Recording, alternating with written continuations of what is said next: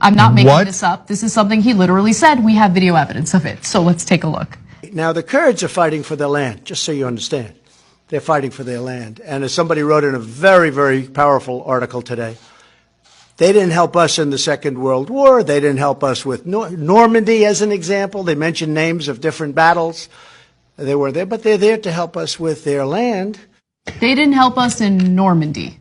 How were they supposed to help us in Normandy? They're in Syria, Iraq, and Turkey. They don't even have a country.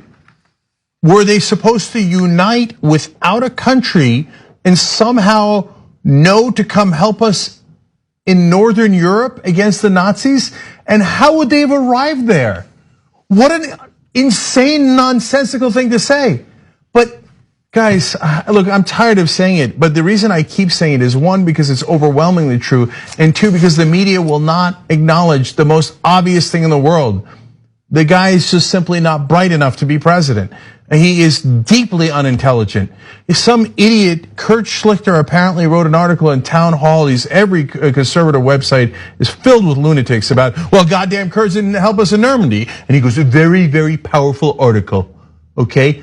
I mean, where else were they supposed to magically help us? Well, goddamn it, why didn't the Kurds help us in the Revolutionary War? Where were they? I don't know, in Kurdish territory? This is so damaging to our own national security, because understand that if there is any type of group that poses a threat to the United States and we need allies to step in and help us battle that threat, why would they? I mean, not only has Donald Trump abandoned the Kurds in Syria, he's now turning around and criticizing them and insulting them after the fact because he can't handle the fact that people who know what's going on are criticizing him over his ridiculous, abrupt decision. No, he's now going to turn all the conservative followers against the Kurds right after they helped us defeat ISIS. So now, once Trump says it, once Dear God leader says it, all the MAGA heads will turn and be like, oh, that's right, goddamn Kurds. Where were they? I didn't see them at Dunkirk. So Trump later says, with all that being said, we like the Kurds. When you say they're fighting for us, yes, but they're fighting for their land. Like, we're dismissing them. Yeah, exactly. We're done with you. But by the way, that's what Trump does, is Trump 101. After I already used you for my purposes, I don't give a damn about you. And see, guys, you know what the 6 bankruptcies were? It's not just because he's a bad businessman. It's because he has no moral fiber. So, oh, you gave me money? You were decent enough to lend me money and believe in me and trust me? Oh, you idiot, I'm gonna screw you over, and later I'm gonna say that's good business.